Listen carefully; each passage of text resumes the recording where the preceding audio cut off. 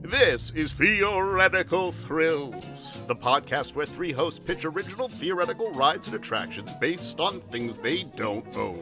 A special guest judge awards bronze, silver, or gold based on three separate categories: most creative, most practical, and guest's favorite. Whoever has the least amount of points at the end of the season must drive to Disneyland, touch the first gate, and drive home. With bragging rights on the line, the hosts will try to pick each other's ideas apart through gentle ribbing. So sit back, relax, and stand clear of the moving doors as we present Theoretical Thrills. Theoretical Thrills, the theory of the thrill.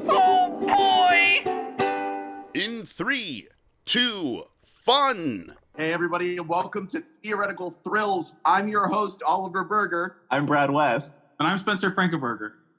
And you might notice we have a fourth head with us this week, and that is none other than Doug Hampton. Doug, how you doing today? I'm good. How is it going? It's going the same. Now, Doug, you have some experience with theme parks. What's your background with theme parks?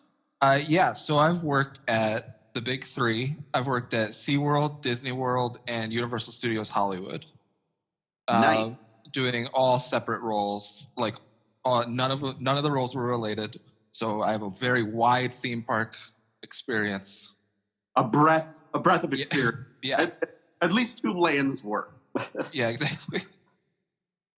Well, that's fantastic. Now, you don't have to play favorites, but we're asking you to in this case. What is your favorite go-to ride? Oh, it's so the one that I always have to go on whenever I go to the park is Jungle Cruise in Disney World, and it's a waterfall. It's almost like a punishment because I went on it once and had the greatest guide, and ever since that I've been chasing that high of trying to get that perfect guide. That doesn't exist. And it never happens. But it'll be the day that you don't go that guide will come back. Mm-hmm. Yeah, and it's just because that one guy, I just want someone that is on the same level as that one guide because she was hilarious. So it was sense of humor that was really what put it out of the park? Or was there some bit that she did specifically that made your mind explode? It was one specific bit. You guys know Jungle Cruise, right? With the hippos? Yeah. We've met. The part with the hippos, she did something that I had never seen any of them do, and I thought it was absolutely hilarious, where she pulled out the gun. She was like, I'm going to shoo them away. And then she put her shoe on the railing and said, "Shoo, hippos, shoo," and pointed the gun at her shoe. And she just looked back at us and she's like, they're deathly afraid of shoes. That's specifically dumb in the best way. Yeah. I like that. That's the high. That's the high that you're trying to sneak against. All you got to do. I need the shoe joke back. Well, it was the combination of her energy with it too, because sometimes you go on it and you get the ones that are just and now the backside of water. The ones that really phone it in, where it's and crocodile. Yeah, now we are in denial. Get it? That ride is so funny. No, just that sort of thing. All right, well, fantastic. We're going to aim for some big shoe energy on all of these different pitches that we have today, because this week's theme is board games. One of us is doing to win. Exactly. You love them. You've played them. You've been forced to play them with your family as you sit through this quarantine. These are games from our youth that involve the board. Now, I know what you're thinking. How do you build an entire theme park land around board games? Well, we're going to try to do that today.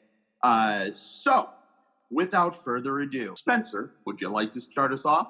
I sure would. So, my main attraction, I had a hard time with this because I wanted to do Twister, but I realized that Twister already existed as a ride. So I had to different as a title. So I call it Hasbro Presents Twisted Twister. It's a hybrid Funhouse Wild Mouse interactive dark ride. So what happens? The ride vehicle is very similar to Toy Story Midway Mania and the Tilt-A-Whirl. How this is going to work is the Funhouse concept. Twister Funhouse elements is what I called it. And as you can see, there's people here, which they're not actually on the ride. This is just to explain that it's like a whole giant house of mirrors, but it's a bunch of twister dots all over as you're going through. You're going through like in the little ride vehicle, and it tilts like a tilt-a-whirl. It spins. You go through these dots, like moving walls that kind of come in and out, so you don't actually know where you're entering and exiting. But there's a fun element here involving interactive spinners. So how this works, instead of lasers, you can spin the twister spinners, and they you can spin them individually. So but whatever the majority spin lands on. So if people are spinning and it's left hand red, then the car tilts around and moves through that specific track. So in every room, there's different branches of track that you go on through. You could go forward, you could go backward, you could go down a drop, you could go up somehow. The spin controls what section of the ride is accessed per ride vehicle. So it has this repeatability. And then there's funhouse mirrors are actually blue, yellow, green, and red polka dots that move in and out and also spin around, like I mentioned earlier. So it's like a very old school funhouse that you're actually riding through, but it disorients guests from knowing where to go. And then this fun, weird thing, if you want to talk about animatronics, I have this drop downs of hands and feet and spinners with the sounds of right hand red or yellow hand green. Not yellow hand green. Yeah, yellow hand green works. No, left hand green. Yellow, you don't have a yellow hand. Left hand green. That's what I mean. And that'll be heard and seen throughout the ride. The track itself is multicolored. So you've got red, blue, green, yellow that you can actually see because it's not an invisible track. It's an actual multicolored track. But the whole ride has this, I think the big like interactive spinner thing is what I really like about this, because you don't actually know what it's going to land on and you don't know where you're actually going to go in this ride. So it changes throughout. But it's a simple funhouse, wild mouse, tilt-a-whirl, dark ride element with everything's just a bunch of polka dots, like mirrors and polka dots. The interactive spinners as opposed to a laser to rack up points. But in this case, it actually creates the journey that you're going on through this ride. Okay. Let's see. Okay, so I came up with a cafe called Hungry Hungry Hideaway, based on Hungry Hungry Hippos. It's an immersive restaurant and playland. And so what I thought of is I Googled this, pictures, the layout and the design. There's moving hippo heads that go up and down like the Hungry Hungry Hippos as you go in. So you have to kind of go in and then get through the hippo head. There's ball pit walls and table design. So if you look at these, there's like ball pits where you're sitting, but they're stabilizing you so you don't actually like move around in the ball pit, but there are ball pits around the wall design. You sit across from the food like this kid is doing, or these people are with this little thing that's in the circle that's in the center, but you kind of go get your food and then bring it back, just like. And they have bungee cords attached to them. Except there's no bungee cord. It's not that big. It's more of like how this kid is sitting with the thing in front of him. But they're sitting in ball pits? Yeah, but it's ball pits, but there's like secure seats there, but the ball pit is around the seats. There's a giant sky dome clear overhead, just kind of like in a Hungry Hungry Hippos, like Simpsons dome land element. And there's interactive games while you're eating. You can actually go into a ball pit. You can shoot from the basketball hoop like these people are sitting. There's Hungry Hungry Hippo table games. So there's a lot of this interactive element while you're going on these Hungry Hungry Hippos restaurant and playland. And then I came up with a third idea because I love board games. And it's a Candyland Enchanted Forest. So it's your typical Enchanted Forest, just themed to Candyland. So kind of like this like peppermint stick tree land, but you see all of the different characters. You see, I don't remember their names. You see the Snow Queen, the chocolate guy, chocolate licorice, Mr. Licorice. Swing and a miss on all three, bud. What? What'd you say? Swing and a miss on all three, but solid try. Candyland Enchanted Forest is a great idea because you don't see a lot of Enchanted Forests at... Oh, Licorice Lagoon, that's what it is. There you go. And in the chocolate Mountain. I'm reading things now. Anyway, it's just an Enchanted Forest, but it's themed to Candyland. That's all it is. And those are my ideas. Thank you very much. All right. There's so many questions and so many things to say. First off, Hungry Hippos. Okay. Hungry Hippos. Hungry Hippos. Not gonna lie, when you first started off, I was like, oh, this sounds like a cool concept. Then you mentioned that they're sitting in ball pits Yeah. as they're eating, which sounds like nothing a says cleaning dropping your mess. fork like dropping it into a ball pit. No. It's like, okay. It's like you're walking on to like a pool, but the pool has a covering on it where you can't fall into the pool. So it's like you're sitting on That sounds like anxiety nightmare. like a glass bottom boat is what it is. So you just have a glass floor with just a bunch of balls underneath it. Yeah, it's like a glass bottom boat. That's not how you explain that. Okay. That's not how you explain That it. is not how you explain it at all. I had It a sounds hard like you're time changing your description here because we called you out on it. Yeah. No. That's why I said it's secure with the chairs, because I thought of the idea of a liability with just putting people sitting in a ball pit seems like not a great idea. So I was like, they're like stabilized within this dining area, but then an actual ball pit. Oh, I think I understand. So there's like seating areas but it's all surrounded by ball pits, but the balls aren't actually in where you're eating. Well, they're in there. They're just not. You're just. Then no.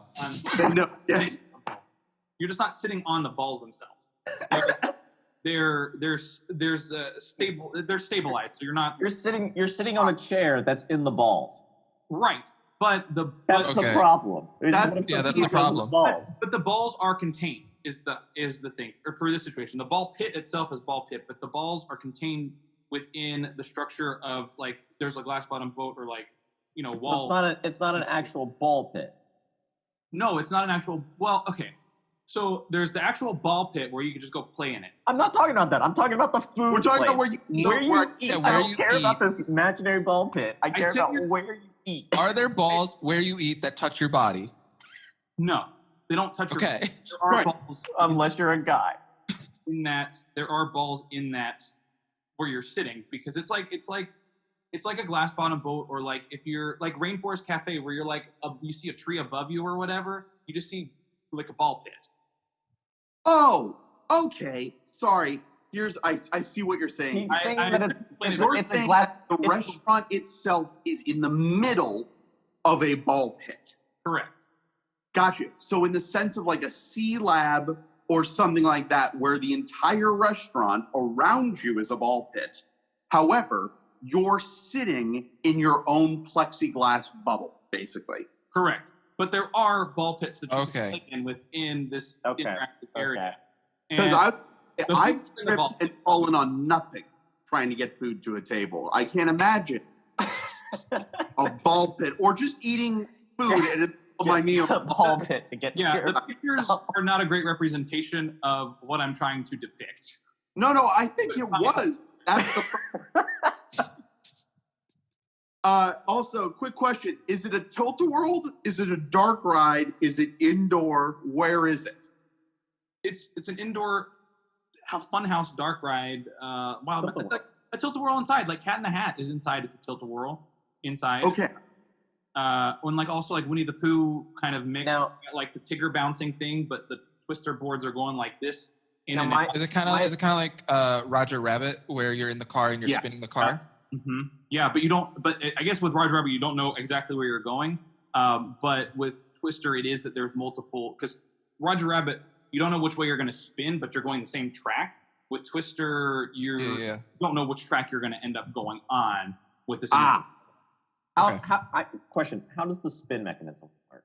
I just want to like when I go to spin, how am I spinning? Twist mechanism on this ride. Oh, the twist mechanism. So when I go to do the spinner, how is that working? Yeah, so the spinner is on a sensor with the ride track itself. So as it sees each car, when you spin it, it attaches to the sensor. So once it spins, like if it lands on right hand, my question, you're getting too far into it. My question is, how am I spinning it? You just spin it with your finger, like you do with a twister board. Okay, I have a problem there. Why? What? How do you control the time then? What's to stop someone from just moving it ever so slightly compared to someone just slamming it down and causing it to go like that? Yeah, that affects your whole ride. Well, yes, but also and your ride queue. But also the sensors are smart enough to know whether or not there's been a full rotation of the spin or not. So the directional movement is not 1-to-1. You're putting a restrictor on it, and it's an influenced one. Yes. Have you considered just press a button? No. It has. So I had considered that, and it might make things easier because I had considered where it's like a red, yellow, blue, and green button, and at one point it's like on your mark, get set, go, or whatever, and you press a button, and whichever color most people press is where it takes you, as opposed to the spinner. But because Twister has the spin element, I figured it would make more sense to have a spinner than to have a button that you press. The button might make more sense logistically, but the spinner makes more sense, I think, in the world of Twister. How many people do you think could actually go on this ride in an hour? Because it sounds like it's going to be like one group per hour. Yeah, it sounds backed up. Well, here's the thing. It wouldn't be one group per hour. It's like a 2-minute ride. But once, so with multiple different tracks. Yeah. With a spinner element. Right. But here's you got to wait for the track to be decided, and you got to go for the. Right. So the first half of the track is always the same. It's once you get into, like, the whole funhouse part is always the same. So you can have one car go, and then once you get that car into this like ride option where you spin, BS. Then you have the next one go, and then you have the spin, and then the next one go, and then they spin, and then the next one goes. So you have this like whole first part of the track that's consistent for every ride vehicle and guest, and then it changes once you. Did you only spin once? Yeah, you spin it once towards. Well, you can spin it as much as you want, but it only affects the track towards the end when the big Twister spin happens. So there's only one actual moment where the spin matters. So you can spin the Twister, and it kind of has that similar feel of like you can make it twist and spin more within that track.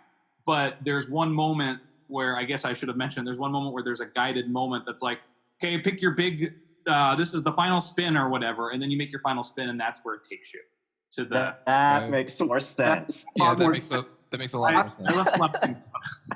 I was about to recommend. It's like I see an opportunity for a completely different ride built into your ride, based off of what you're saying. But in the sense of, if you took the idea of bumper cars and made it turn-based, where in your ride car, instead of it being a spinner or a twister, the ride cars themselves will turn, but the arena will go red, like right foot red. And in your ride vehicle, there'll be a button here, button here, a button here, and a button here. And you work with the people in your car to press that button. If you do it right, you'll see yourself transport to that space on a giant board. So if multiple people go there, it would bump the other one out, like the game of Twister. So maybe taking that concept and putting it into this ride specifically, as opposed to a bumper car ride, it's like, okay, throughout there's like interactive games where you have to work to like, kind of like Millennium Falcon, where it's like, okay, the engineer has to press this button, things from whatever, but it's like, okay, right foot or whatever, and you like spin until you get it right or something. And that might be a fun way of. I'm just picturing. You're sort of taking the cars from so Disney Quest had back in the day. Disney Quest had a ride, a Buzz Lightyear ride, where you shoot balls at other people, and if they got hit, it would cause them to spin. Oh yeah, I get it could be similar. I think you're removing that shooting element, and you're making it a button element where if they press the wrong button, then you're spinning. Yeah, that would be a fun interactive concept. But then at the end, it's like, okay, final spin, everyone spin your spinner or whatever. Or instead of the spinner, if you want to do that, it's just like, okay, press where you want to move, and then everyone just picks a button, but you can kind of see where people are pressing. So I don't know if that works as much, but it could work to add in those buttons at the beginning and then have the final spin be what makes the Twister element with the spin at the end. So you could be going through the whole funhouse mirror polka dot thing and like trying to like keep yourself from like, I don't know, that would be fun. Finally, because we can't go without mentioning the Enchanted Forest completely. I like the idea of an Enchanted Forest. I don't understand what its whole purpose is. Yeah, what is it? And I also don't understand why there was a creepy like girl. I couldn't find any pictures of an Enchanted Forest when I Googled it, and I was like, "This is." But I think Candyland. I don't think scary. You're going for a scary ride. The purpose of the Enchanted Forest, which I guess is just like my offshoot idea, because I was like, Candyland is such a great property, and I didn't know what to do with it. And I was like, I could make it a dark ride, but why? So I made an Enchanted Forest where it's more of like another attraction for families or kids, where more of a walk picture. More of a walk. So yours is talking hollow. I could imagine it being kind of like the Scout Adventure in Disneyland. The having it where it's just like an area you walk through and there's little different activities you can do. Yeah. In it. Yeah. And, you know, maybe you get candy at the end. Okay. Great idea. Well, you sound excited about that idea. We'll go from there. So those are Spencer's ideas to review. We got the Twister Funhouse Dark Ride. Wild Mouse Hybrid. Tilt-A-Whirl. We have the Hungry Habitat. Hungry Hideaway. I apologize. Hungry. I like to put that. This is not their house. It's just a place to eat. My mistake. And finally, the afterthought of the walk through Candyland. Enchanted Forest. Again. Enchanted Forest. So those are Spencer's ideas. Brad, what? All right. I got some great stuff. Now, I don't have a PowerPoint. Doug, unfortunately, you won't get to see these pictures because I didn't think to share them ahead of time. Pure wow. Yeah, just boom. Okay. So here we go. So my idea for a ride. You guys are overcomplicating it. I already knew going into this. I haven't done anything yet, but I will. It's gonna be overcomplicated. Mine are very undercomplicated. I think. There is one board game from my childhood that exists where the ride is already designed. I just need to make it real. Mousetrap. All right, so Mousetrap. So I would have a ride where you're essentially going through the entire Mousetrap because nobody likes playing the actual board game part. Everybody likes the trap part. So I want to ride the trap, the part where you drop down, the part. There we go. Yeah, there we go. The part where you drop down, you get a roll like you're going to be this sort of car that goes through. You get launched over as the swimmer. You get to, it's a crazy experience all these different things. Yeah. I don't think I've ever played as the contraption. So that is my ride. I don't know how to better describe it. I mean, look at it. It's a perfectly designed ride. It's right there. The schematics are already there. I can see that it's physically possible. It's done. For my second thing, all right, you've jumped into it. Here we go. You should have jumped into the wrong picture. Okay, I'll find the other picture then. There's two. So Mysterium. The game Mysterium is a newer game. Yeah, I know Mysterium. It's a cooperative game. It's one person is a sort of a spirit guiding the other people to find who their killer is or like who caused this mystery.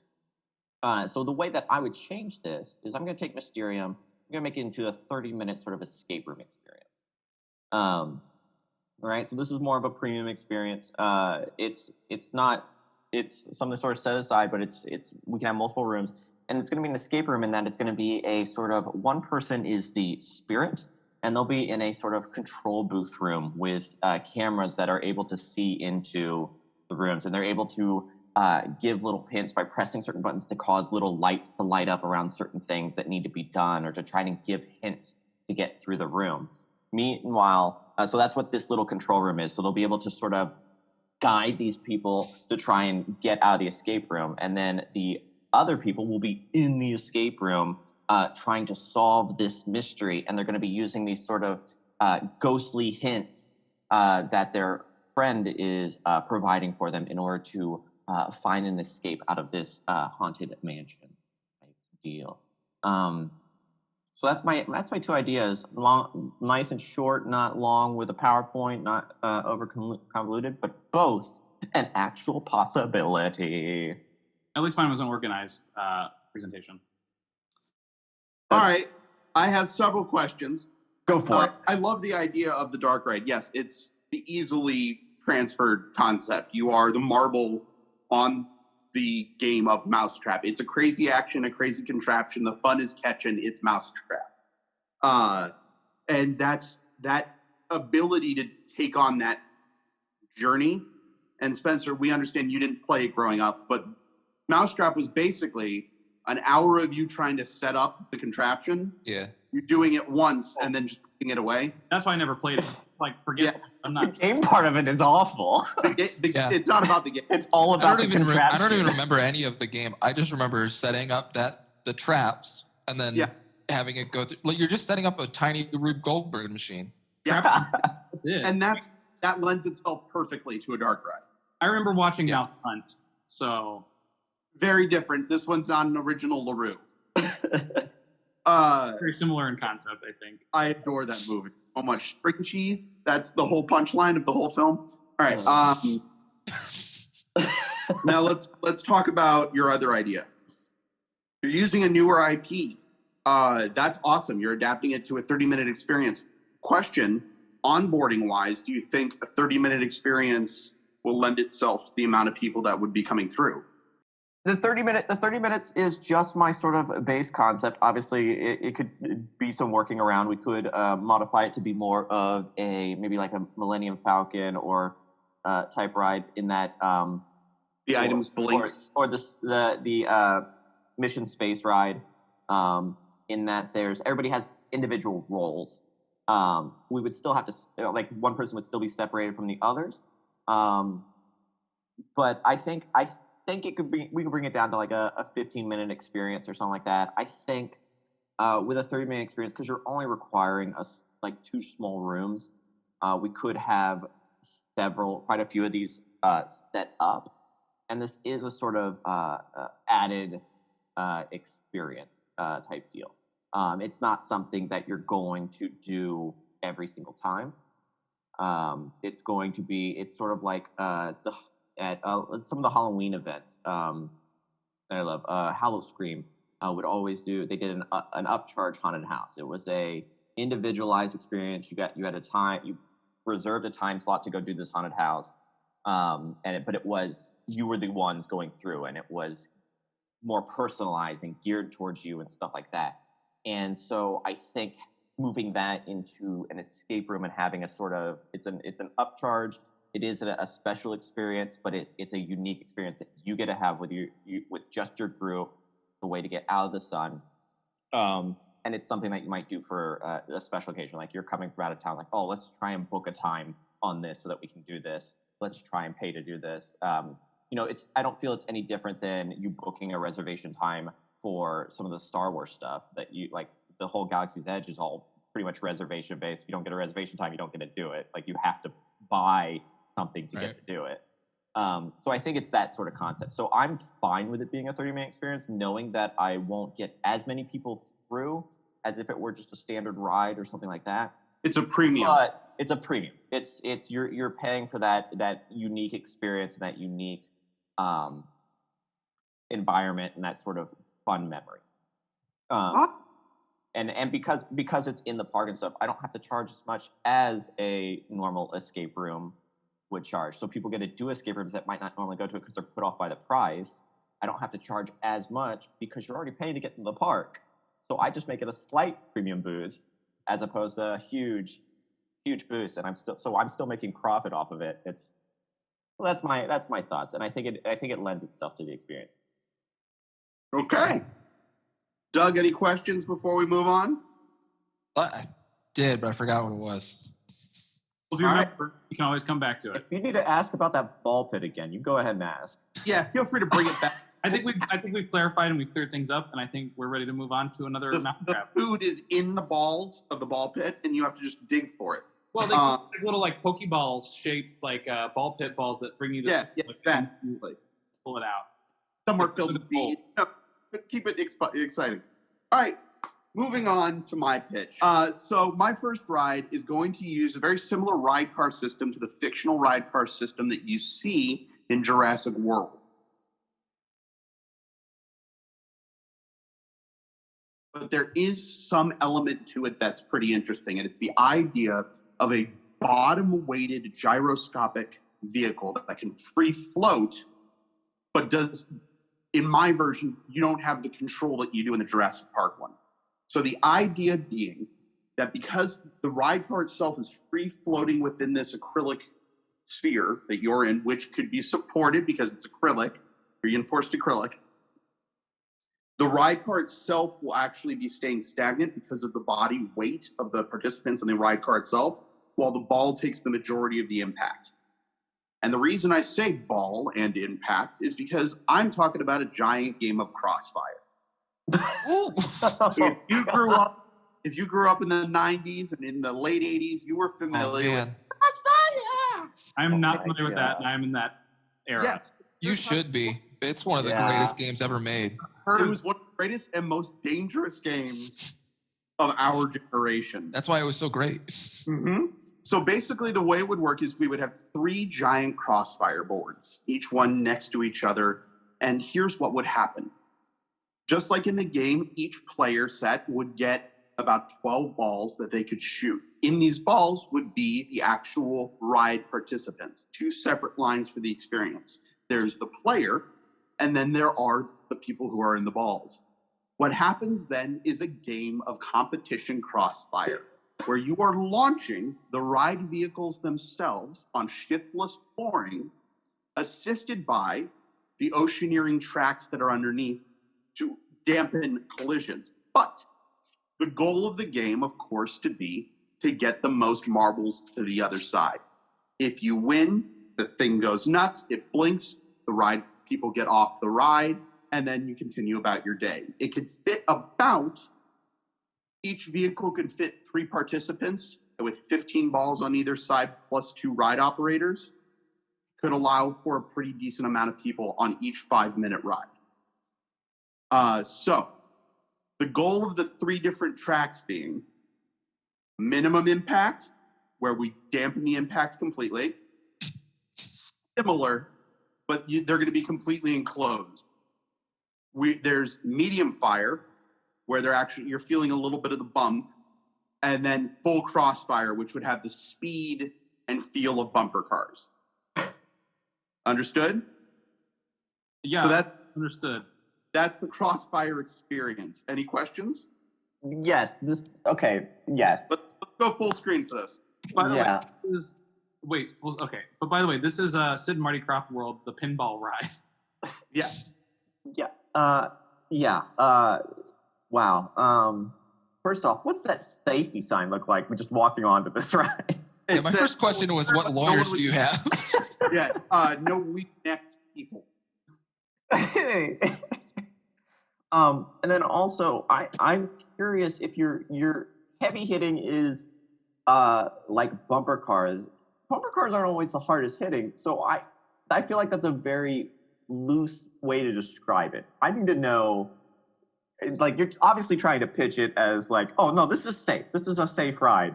No. So we have 3 different settings. Is this like a mission space? There's like a green mission and an orange mission, and then there's like the crossfire mission. I would say at maximum you'll end up with about 5 Gs of impact, which is gonna hold on. 5 Gs of impact slowed down via cushioning, so you'll end up. It's gonna feel basically like the end of Star Tours when you crash through the final wall. That's about it as far as the jolt will be, because there's still gonna be compression on either side. On top of that, because the car itself is free floating inside the ball, so just like a giant ball bearing, you're going to be able to use inertial energy to dampen. Oh, you're talking about... So in reality, when the 2 vehicles hit, only the outer shells are hitting. The ride vehicles themselves will continue in the structures themselves. You're talking about it does like one of these things where like the little old school ball things that touch and the other ones go to the other side. Newton's cradle, yeah. No. There's no transfer of kinetic energy. It's yeah, the balls are absorbing. Your motion is continuing. Think of it like a Weeble. They wobble, but they don't fall down. Weebles wobble, but they don't fall down. So there's a piece inside the larger ride vehicle itself that is free floating. Because of that, you're not going to have. Would you mind pulling up a photo of the Jurassic World ride cars? The gyrosphere? Yeah. It's the issue you're going to have with that is just all friction. Yeah. Like that's going to continuous bumping. Yeah, because you got to have some friction, otherwise their inertia is just going to keep going. And plus, it's pretty much impossible. But like, if you have too much friction, you're feeling too much of the energy, and then you also have to think into. But then you're also going to have the issue of weight. Right. The weight of your participants is going to have a completely different ride depending on how heavy they are. It's sort of like those the spinny roller coasters where 2 people sit on each side and stuff. If you make one side way heavier than the other side, then it causes this lot harder of a ride than if it's more balanced. So how do you maintain that? Like, how do you maintain that you don't have heavy ball going against, two kids that are riding in this other one. Right. And then they collide because that's...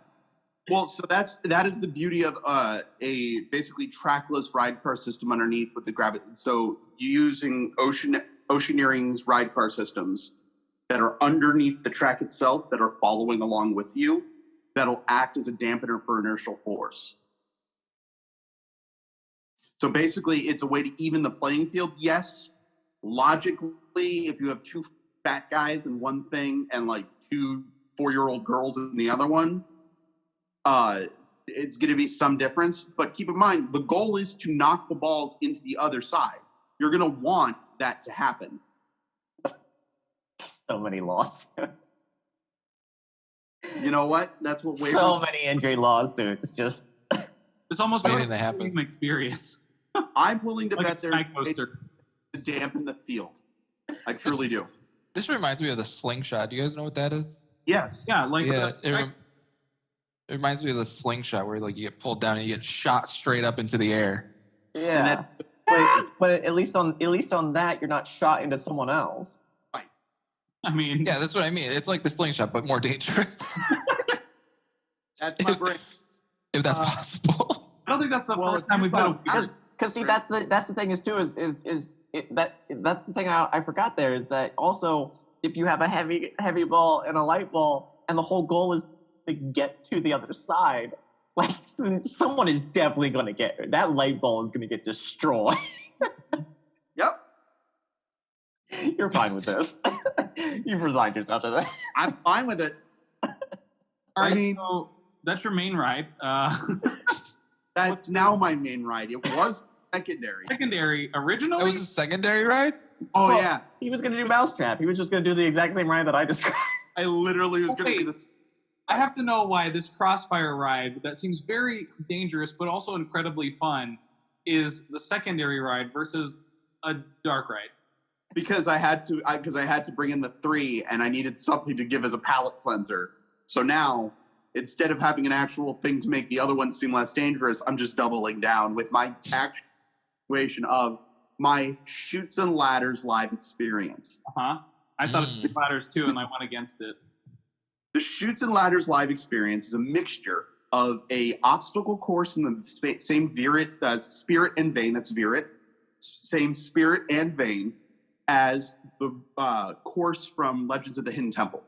So 2 people will go up against each other in a game of Chutes and Ladders, with 2 people on the bottom calling their shots and guiding them up this plexiglass-covered face-front obstacle course. The obstacle course itself, just like on Ellen Game of Games with her Funhouse, Wipeout. will have people climbing up different chutes, different ladders. Some of them will send them down to allow them to climb up even higher, all the while being guided by your guide who's at the bottom. It is a competition and a race to the top. Now I know what you're thinking. How could that possibly be safe? If you're having large ladders, people fall. What are you going to do if there's multiple people on the course? So on and so forth. Well, that's the fun part. In this, we're going to be taking a vein out of the book of Jim Henson's movie, The Cube. The way that it will work is the actual sets of themselves are going to be a row of 5 cubes by 10 cubes with ladders and slides in between. Once a person starts to climb a ladder, the back door below them with a safety bumper and fall pad will slide into place in case they fall off their ladder. So you actually are caught. So no matter what, you only drop about 2 feet before being caught. Now, it's a race against the clock, so you're going to be climbing fast. The winner then gets to guide their person from the bottom up to the top again. It's the team that can get all 2 of their participants up through the chutes and ladders up to the top wins. It's also done in the style of a light-up show, so you're actually able to see their cubes as they light up and as they're going. You can hint as to which way is the wrong way, which way is the right way by lighting up certain ladders and turning off the lights underneath certain ones. So you infer, go up this one, go down that one.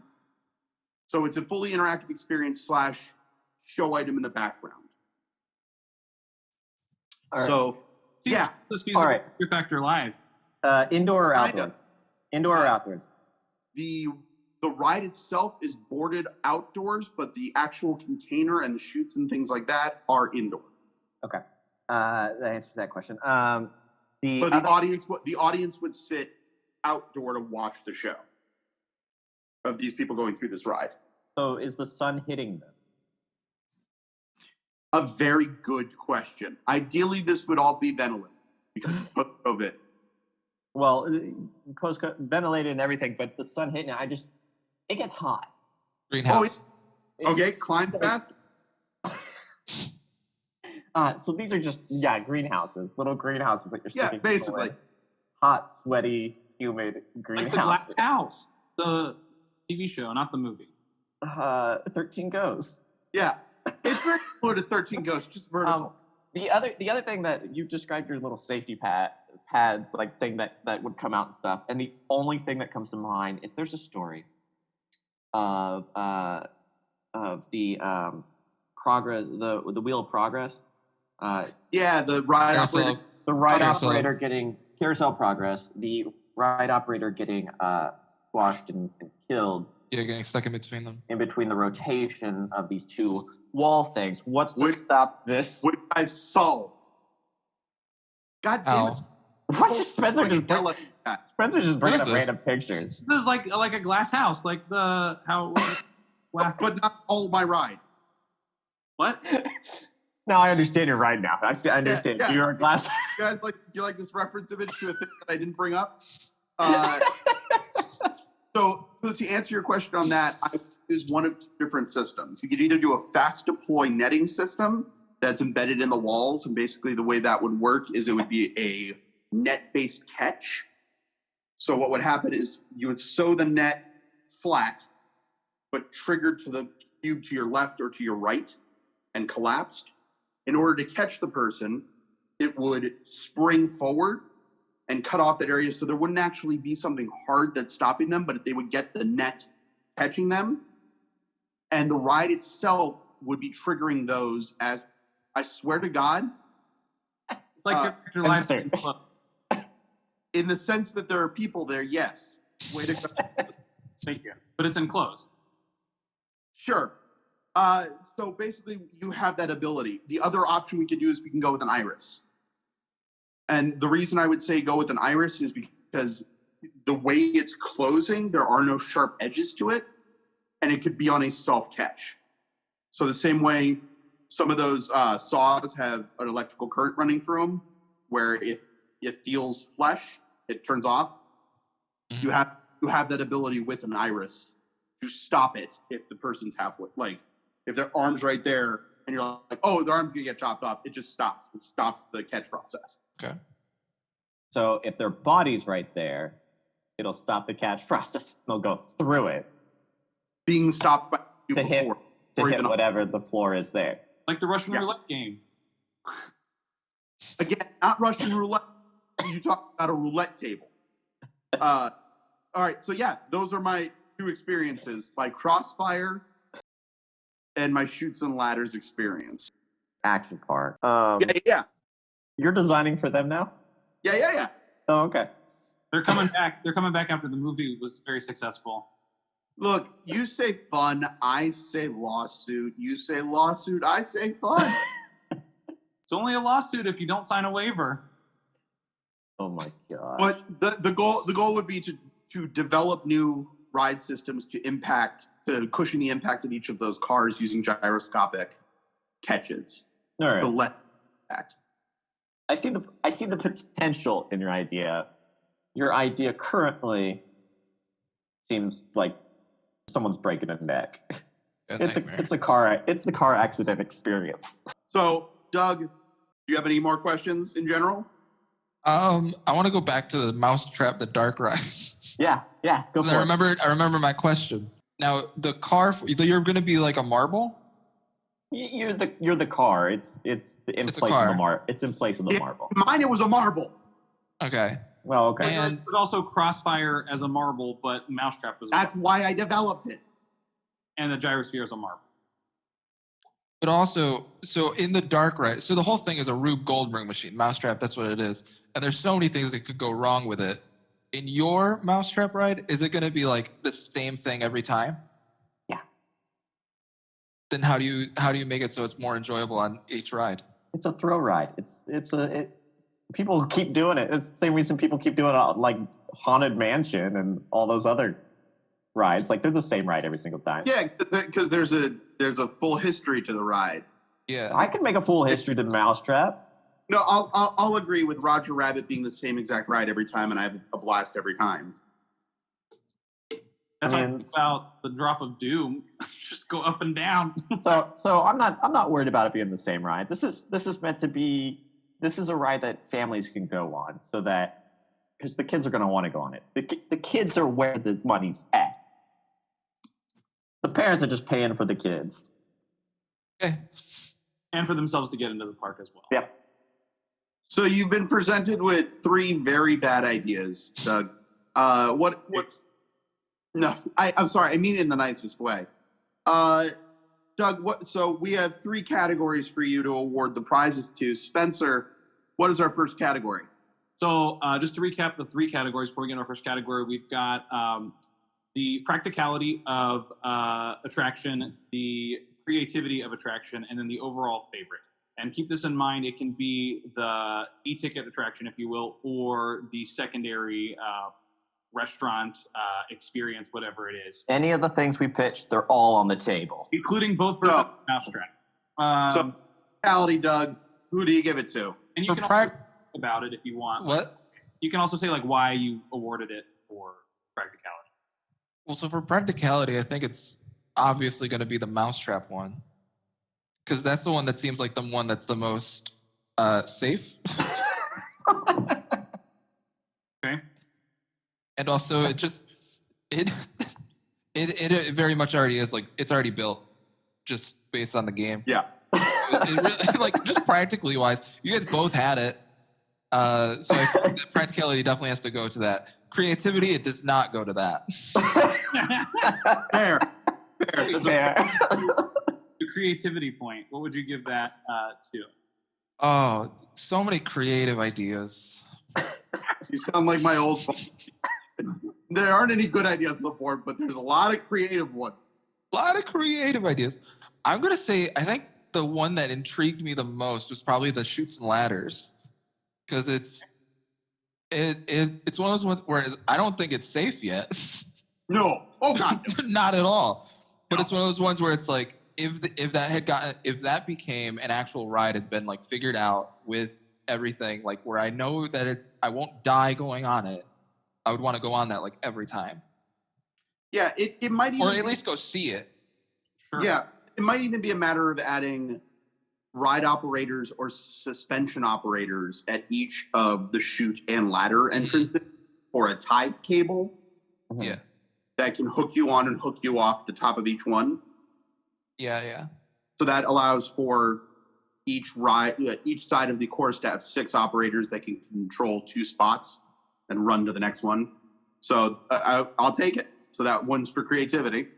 Great. And then your overall, out of all of the 6 or 7, if you include both versions of Mousetrap that are the same except with a marble versus a car. Okay, look here, Mr. PowerPoint. You're getting sassy. I have organized ideas. Whether or not they're great is a different story, but they're at least organized. Yeah, you had to say best PowerPoint out of the 3 of us. So Spencer, Spencer, you had the best PowerPoint. Great. Did he though?